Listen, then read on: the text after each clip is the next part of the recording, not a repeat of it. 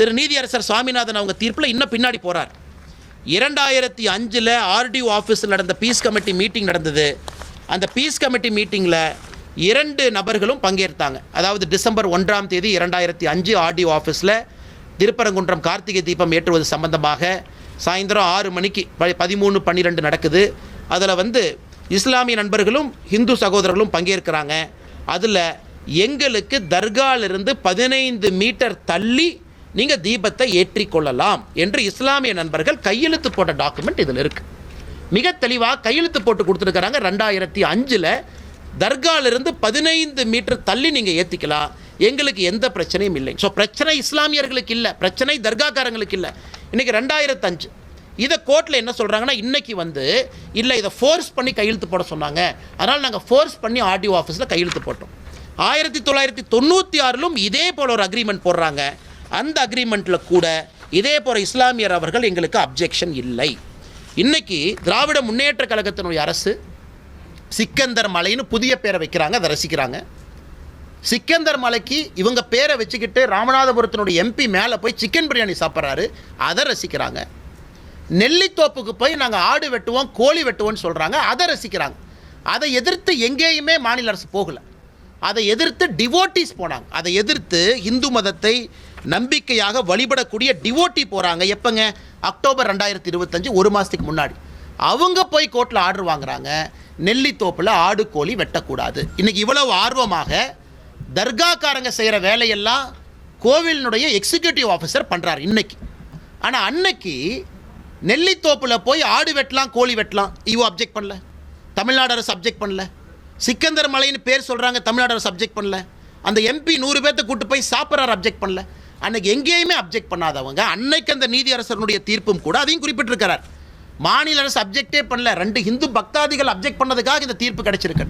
அப்படி இருக்கும் பொழுது ஒருதலை பட்சமாக தமிழகத்தில் இந்து மதத்தை நம்பக்கூடிய பக்தர்களுக்கு எதிராக மிக முக்கியமாக அப்பீஸ்மெண்ட் பாலிடிக்ஸ்னுடைய உச்சபட்சமான ஒரு அரசியலை திராவிட முன்னேற்ற கழகத்தினுடைய அரசு செய்கிறாங்க.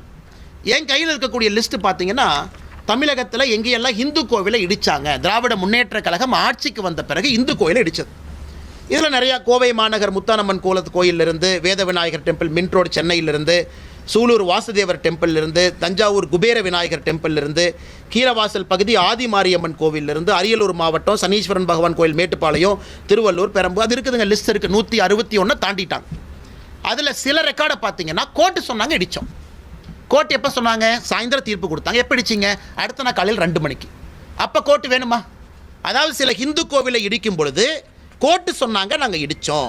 அதுக்கு சில order by Madras high court citing encroachment, Madurai corporation high court direction, night கொடுத்தாங்கன்னா காலையில் 2 மணிக்கு இடித்தாங்க. அன்னைக்கு கோர்ட்டு வேணும், ஏன்னா ஒரு கோவிலை இடின்னு கோர்ட்டு தீர்ப்பு கொடுத்ததுக்கப்புறம் காலையில் 2 மணிக்கு இடித்தாங்க. ஆனால் இன்றைக்கி அதே கோர்ட்டு திருப்பரங்குன்றம் மலையின் மீது தீபத்தூணில் தீபத்தை ஏற்றுங்கன்னு கோர்ட் சொல்லும் பொழுது இவர்களுக்கு கோர்ட்டு வேண்டாம். கிட்டத்தட்ட 161 கோயிலில் பல இடத்துக்கு சோர்ஸே இல்லை, ஆர்டரே இல்லை. எந்த ஆர்டர் பேசிஸில் அவங்க இடித்தாங்க? கோர்ட் ஆர்டரே இல்லை. அப்படி இருக்கும் பொழுது எத்தனை சர்ச்சை, எத்தனை மாஸ்கை இல்லீகலாக அவங்க இடிச்சிருக்கிறாங்க. திராவிட முன்னேற்ற கழகம் ஆட்சிக்கு வந்த பிறகு 2021 மே 6 தமிழகத்தில் இல்லீகலாக இருக்கக்கூடிய ஒரு சர்ச் என்க்ரோச்மெண்ட், மக்களுடைய பயன்படுத்தக்கூடிய அல்ல புறம்போக்கு நிலம்னு பல கொடுத்துருக்குறாங்க. ஒன்று இடிச்சாங்களா? கிடையாது. எத்தனை மசூதி இடிச்சிருக்கிறாங்க? கிடையாது. தமிழ்நாட்டில் எந்த சர்ச்சும் மசூதியும் ஆக்கிரமிப்பு நிலத்தில் இல்லையா? இருக்குது. ஆனால் என்ன ஒரு நியாயம்? எல்லா இதையும் இடிக்காதீங்க, எல்லாருக்கும் அவங்கவுங்க பகுதியில் வழிபாட்டு உரிமையை கொடுங்க, அதைத்தான் நாம் கேட்குறோம். அல்லது ஒருதலை பட்சமாக 161 கோயிலுக்கு மேலே இடிச்சிட்டு இன்றைக்கி உயர்நீதிமன்றம் ஒரு தீர்ப்பு கொடுத்த பிறகு அதை பின்பற்ற மாட்டோம் என்று சொல்லி மிகப்பெரிய சட்ட பிரச்சனையை உருவாக்கி இன்றைக்கி பார்லிமெண்ட்டில் போய் பேசுகிறாங்க. பார்லிமெண்ட்டில் பேச வேண்டிய நிலைமை என்னங்க?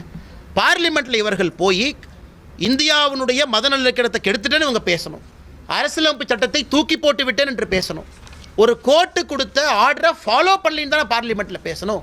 பார்லிமெண்ட்டில் போய் என்ன பேசுகிறாங்க? திராவிட முன்னேற்ற கழகத்தினுடைய எம்பிக்கள், காங்கிரஸினுடைய எம்பிக்கள், விசிகாவினுடைய எம்பிக்கள் என்ன பேசுகிறாங்க இன்றைக்கி?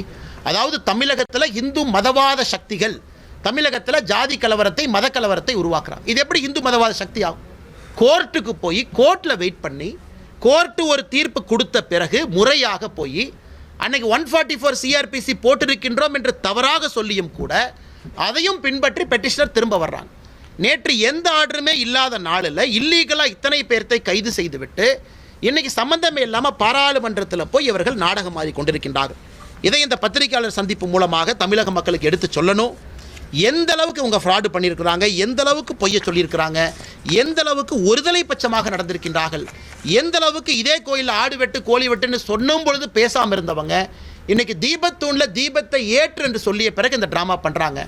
சட்டத்தை பாதுகாக்க வேண்டிய சட்டத்துறை அமைச்சர் 2014-17 தீர்ப்பையும் 1996 தீர்ப்பையும் வேண்டுமென்றே திரித்து, அதுக்கும் இந்த கேஸுக்கும் சம்பந்தம் இல்லை, வேண்டுமென்றே திரித்து, இதில் ஹிந்து பெட்டிஷனர் யாரும் மலை உச்சியினுடைய தர்கா இந்துக்களுக்கு சொந்தம் என்று கேட்கவில்லை. That is a settled issue.